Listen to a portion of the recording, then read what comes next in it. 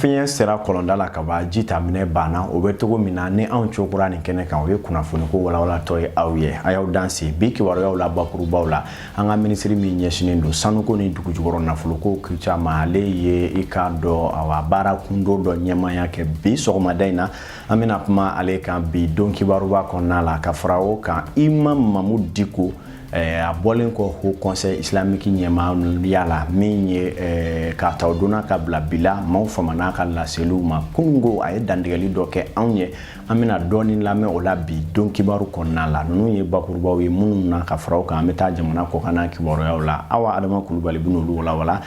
sɔɔni nin bɛɛ lajɛlen bɛna fɛsɛfɛsɛ aw ye.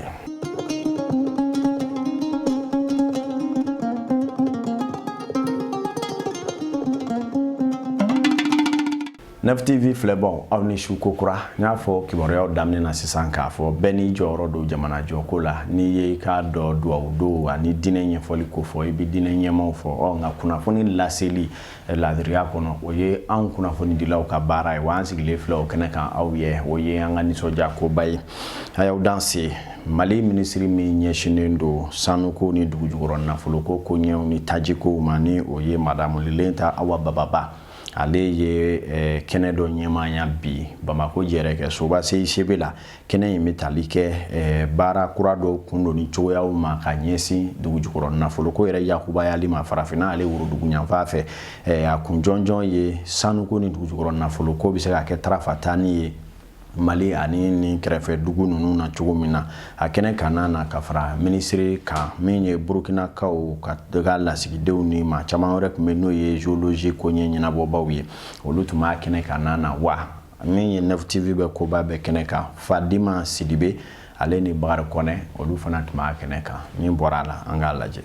Mali, Burkina ani Niger n'a bɛ fɔ ni jamana saba in ma ko ANG jɛkulu olu ye lajɛrɛli kɛ walasa ka sanu jate ani a bɔsira dɔn. Sanu ni taji minisiri yɛrɛ tun bɛ kɛnɛ kan a ye ɲɛfɔli k'an ye u ka nin lajɛrɛ in kan.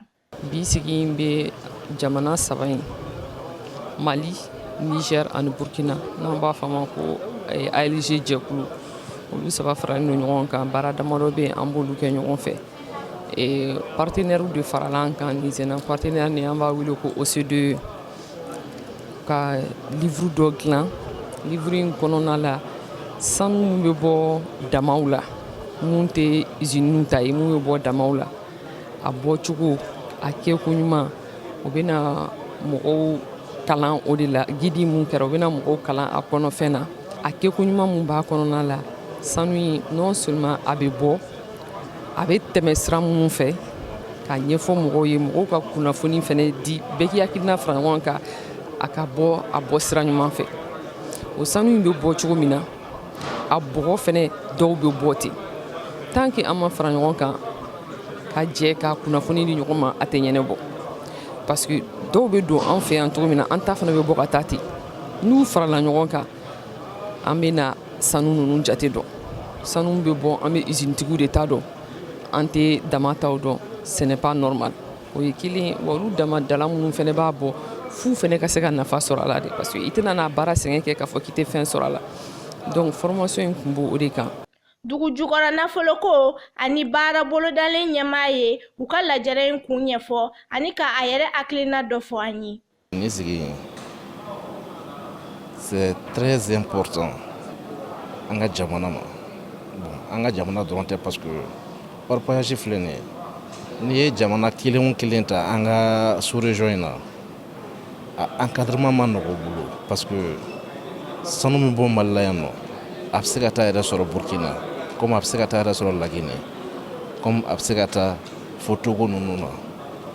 mais a bɛ bɔ sira minnu fɛ o tɛ sira jɛlenw ye donc le fait que a tɛ bɔ sira jɛlen fɛ an ka jamana bɛ wariba de perdu o sira kan fiscalité sira kan donc n'an ye nin ɲɔgɔn ye ninnu kɛ ka mɔgɔw sensibiliser pour que traçabilité ka se ka ye orpaillage sanubɔ la a bɛ kɛ sababu ye jamana bɛ se ka a taabolo ninnu bɛɛ ye sanu min bɛ bɔ a ka dɔn nin hakɛ de bɛ bɔ nin hakɛ de bɛ na taa jamana kɔ kan a nafa bɛ se jamana ma kosɛbɛ ten cogoya la. Nin baara in nafa ka bon barisa sanu bɔsira dɔɔni ye koba ye jamana ma. Fulamuso ka ɲinini tun ye ninnu ye kuma jamana in ka di fila mana bɔ nɔnɔko la fɔ ka don sanuko la o ye latigɛba ye n'an bɔra ye kibaruya bakurubaw la an ka Mali diinɛ matarafaba min bɛ n'o ye Imam Mabu Diko ye ale kɔni maa dɔ min ye Haut Conseil Islamique n'o ye an ka Mali alisilamɛ jɛkulu ka soba ye o ɲɛmaaya kɛ san damadɔ kɔnɔ o baaraw kuncɛlen kɔfɛ nin waati na a bɛ an ka jamana kɔnɔ hali bi n'a ka bi diinɛ baara ni jamanajɔ hakilina dɔw la min ye kunungo ani an ka kibaruya dilaw ye masala kɛ masala min nafa bonyana kosɛbɛ sabula Mamu Diko ye dantigɛli caman kɛ nin waati yɛrɛ koɲɛw ni jamana yɛrɛ jɔli hakilinaw kan wa a ye duwawu don fana kɛ ka ɲɛsin jamana in ma an ka jɛ an ka dɔɔni lamɛn a la walasa aw k'a dɔn fɛn min don sabula ni don kibaru in banna Mamudu ka dantigɛw bɛɛ lajɛlen bɛna tɛmɛ NEF TV sanfɛ an k'a lajɛ. Hakili min b'an na hakili fila tɛ o hakili min bɛɛ lajɛlen ye hakili kelen de ye. Jamana ye jamana ye bɛɛ bɛ jamana kɔnɔ bɛɛ ni jɔyɔrɔ dɔ a la maaw bɛ yen ni jamana kalifalen b'u o tigilamɔgɔw jamana ko bɛ yen n'a bɛ latigɛ bi Ala y'a don olu de bolo min ye ayiwa anw ka baara ye min ye ani ne yɛrɛ tun bɛ jɔyɔrɔ min na o ye diinɛ ɲɛmɔgɔya jɔyɔrɔ ye diinɛ baaraw de don n ye caman k'a la bi a kalifalen bɛ n balima dɔ la an bɛɛ lajɛlen bɛ fara ɲɔgɔn kan hali bi basigi ani lafiya o bɛ se ka kɛ jamana kɔnɔ cogo min ko in kɔni ala belebele bɛ k'o de ye anw jɔyɔrɔ ye ka jamana a ɲɛmaaw k'u bilasira ni ayiwa hakili di ye k'u bilasira ni fana ni fɛn min n'an y'o ye k'o jɛngɛnen don an k'o f'u ɲɛna k'an kɔnɔ jɛya u ye diɲɛ ko n'a b'a la a b'a kɔnɔ jɛya de i bɛ alisilamɛya min na kɔnɔjɛya de don k'i kɔnɔ jɛya Ala ye k'i kɔnɔ jɛya kira ye k'i kɔnɔ jɛya silamɛ ɲɔgɔnw ye jamana baara fana bɛ ten de n'i b'a la i ka kan k'i kɔnɔ jɛya i ka jamana ye min b'a ɲɛ o min b'a camancɛ la o min bɛ ayiwa a kɔ k'i kɔnɔ jɛya bɛɛ ye k'a ɲini Ala fɛ lafiya ka kɛ jamana kɔnɔ o kuma o lafiya ka kɛ jamana kɔnɔ a cɛ ɲɛ fɛn minnu kɔ wajibi don jamana bɛ o taabolo in de ta diɲɛ ko n'i y'a ye a mɛnna sen na tiɲɛ de b'a la fo jamanadenw an k'a dɔn k'a fɔ ko foyi tɛ ye min bɛ se ka barika n'a bɛ se ka sinsin a bɛ se ka yiriwa ni tiɲɛ tɛ min jukɔrɔ. Tabarikala aw bɛna ni dantigɛli tɔ bɛɛ lajɛlen lamɛn bonya ni karama na don kibaru kɔfɛ bonya kɔnɔ Mamu Diko n'an bɔra o yɔrɔ ninnu na kunnafonidi tɔnsigi dɔ sigira kunungo i k'a dɔn kunnafonidilaw jabala la tɔnsigi nin bɛ ɲɛsin fɛn min ma o ye k'a fɔ an ka jɛkulu min bɛ yen ni o ye Iriganda ye ni ale ye fara ɲɔgɔn kan tɔn ye min ɲɛma bɛ jamana minisiri ɲɛma kɔrɔ Usumani Isufu Mayiga bolo a n'a ka den jɛkulu maaw ye sigikafɔ kɛ ka walawalali kɛ kunnafonidilaw ye min bɛ tali kɛ u ka laadala jɛrɛba la ni o ye Assemblée Générale ye min cokora décembre kalo tile 27 28 29 Tombouctou kaw fɛ a kɛra sababu ye k'aw ka cɛden ni u kanubaw caman kafo ɲɔgɔn kan fɛn minnu bɔr'o la u y'o walawalali kɛ ni kunnafonidilaw ye kunungo Idrissa Badimi ani Bakari Kɔnɛ olu fana tun bɛ ye min bɔr'o la o fana filɛ aw ye. Ni lajɛrɛ in kɛnɛ kan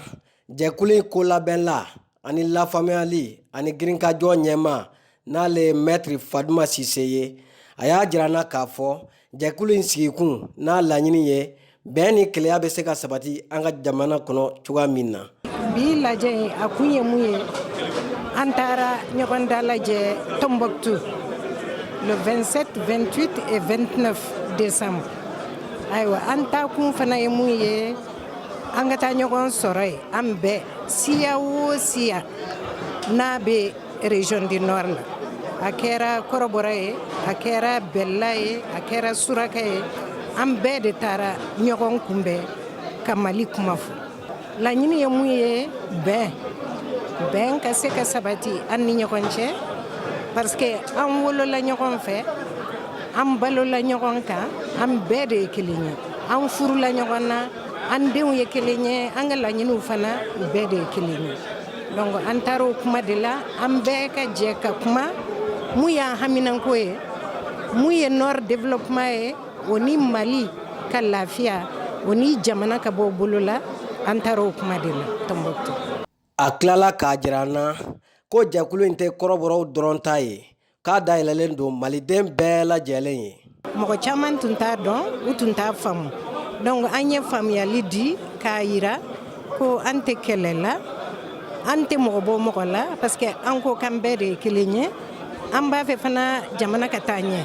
donc an y'o résolution baaraw de kɛ Tombouctou mun bɛ se ka jamana bɔ bolo la an ka yɔrɔw ka développer an ni mɔgɔ caman taara ɲɔgɔn fɛ Kayikaw ni Sikasokaw ni Segukaw olu sera k'u ta kɛ cogo min na an fana y'a laɲini Tombouctou, Gao, Kidal, Taoudeni, Mopti an bɛɛ k'o kɛ ɲɔgɔn fɛ donc an ka laɲini sabatira parce que mɔgɔ caman bɛna faamuyali sɔrɔ. Kumakuncɛ la k'aw ladɔnniya k'a fɔ jɛkulu in sigira sen kan san 2017 mai kalo kɔnɔna na u ka lajɛrɛ filanan o kɛra décembre kalo san 2019 Tombouctukaw fɛ yen tako fɔlɔ kɔfɛ min kɛra Gawokaw fɛ yen nɔ k'aw bɛɛ lajɛlen ladɔnniya k'a f'aw ye ko bɛn ni keleya o de bɛ Karatabugu mɛn si la. Tabarikala ni an bɔra yen fana bi sɔgɔmada in na kɛnɛ dɔ ɲɛnamaya an ka jamana faaba kɔnɔ kɛnɛ min bɛ tali kɛ jɔakun kelenna ka ɲɛsin kurutu komi ko ɲami o kɛlɛli ma ni o ye lutte contre la corruption ye jɛkulu dɔ b'o kunna n'a bɛ wele dakurunya kelen ko CPLC communauté de pratique en matière de lutte contre la corruption olu kɔni ye u ka nin jɔakun kelen ŋanamu kɛlɛli baaraw kundoni sigi sen kan bi sɔgɔmada in na a kun ye ka se ka funankɛni minnu bɛ jamana kɔnɔna la ani an ka laadatigiw n'o ye société civile maw ka taa se kiiri yɛrɛ tigilamaw olu ni ɲɔgɔn cɛ baara ɲɔgɔnya bɛ se ka lasabati ni ka jɛya cogo min na waasa ŋanamu ni bamanɲɛngurunya kɛlɛli wale minnu bɛ yen olu laɲini bɛɛ lajɛlen bɛ se ka sigi kala kelen kan cogoya minnu na baara ninnu dayɛlɛla an ka jamana ɲɛmaaw ka ladiriyaw kɔnɔna la kɛnɛ kanna na Aminata Daɲɔ ani ka jatala Umaru Tarawele fana ye ɲinini dɔw kɛ 9TV cɔla aw ye o filɛ.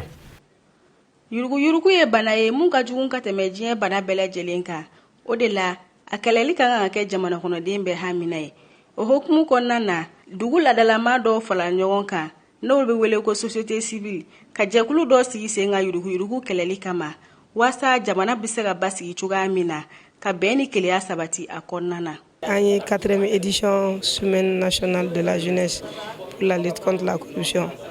an sigilen no hukumu kɔnɔ san o san an b'a kɛ avec nos partenaires ɲinan nin ye san 4nan ye an b'a kan an ka laɲini tɛ dɔwɛrɛ ye c'est d'informer ka mɔgɔ caman jeune caman muso caman kunnafoni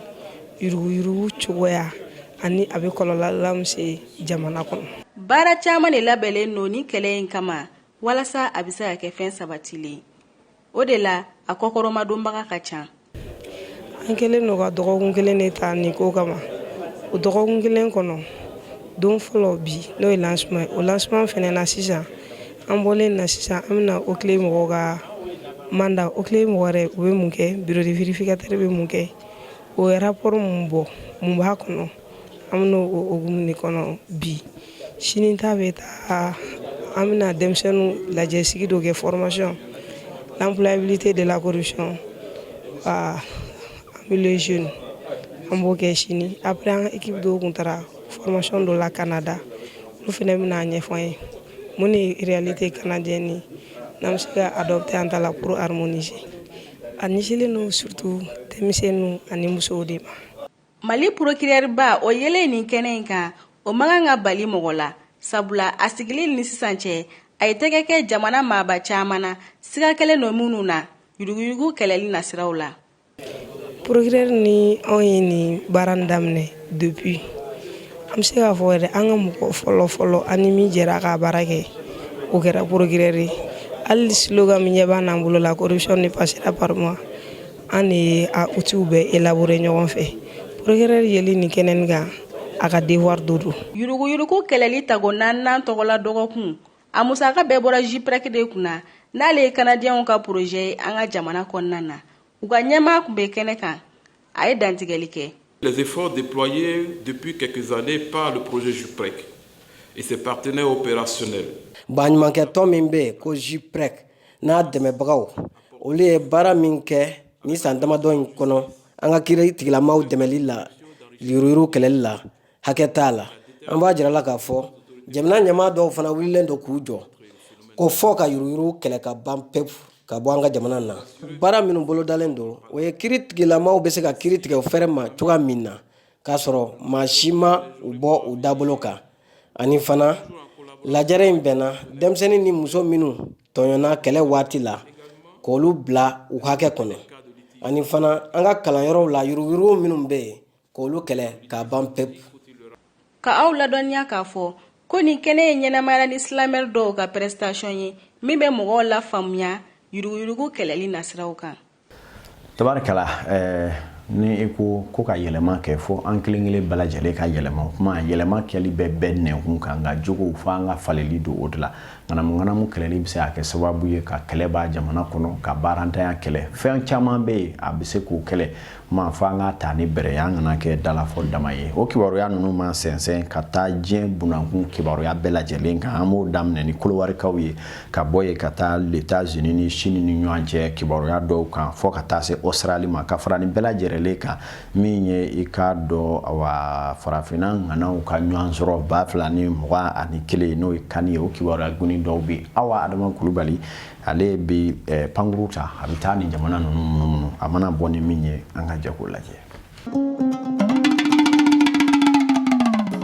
An ka bi diɲɛ seleke naani kibaruyaw bɛna daminɛ Côte d'Ivoire la ko sifinaka min su yera avion kɔnɔ Roissy Faransi jamana kan o bɛna kɛ sababu ye ka Abidjan sigida dɔ mɔgɔ caman wuli ka bɔ yen. Ajufu ni o ye Abidjan sigidaba dɔ ye ale de tugulen bɛ Abidjan pankuru ni jigi kɛnɛ la ko yaasa ka lakana sabati ni sigida in fan caman bɛna ci tile 45 kɔnɔna la marisi kalo daminɛ la ko jateminɛw bɛ sen na maa gɛnnenw sigiyɔrɔko la. Hakilinajigina ko sɛgɛsɛgɛli kunfɔlɔw y'a jira k'a fɔ ko sifinaka min su yera k'a si bɛ san 14 de la ko siga t'a la k'a fɔ Laurent Barthélemy k'a ye pankurunin jigin kɛnɛ kogo de cun ni ka sɔrɔ k'i gulon pankurunin sen na sani a bɛ wuli ka Paris sira minɛ. Nin kunnafoni de bɛ an sɛnsɛn ni ka se États-Unis k'aw ladɔnniya k'a fɔ ko Chinois ka minisiri fɔlɔ nɔnabila Liu He ani Américains ka jamanakuntigi Donald Trump ye tɛgɛnɔbila kɛ u ka sanni feere sɛbɛn kunfɔlɔ la. Baara ninnu bɛɛ kɛra kunungo janvier kalo tile 15 Américains ka so jɛman kɔnɔ n'u b'a fɔ o ma ko Maison Blanche. Chinois kɔni ye u kan di k'a fɔ ko san 2 kɔnɔna na u bɛna Amérique dugulafɛn caman san ka se fo miliyari 200 ma dollar la.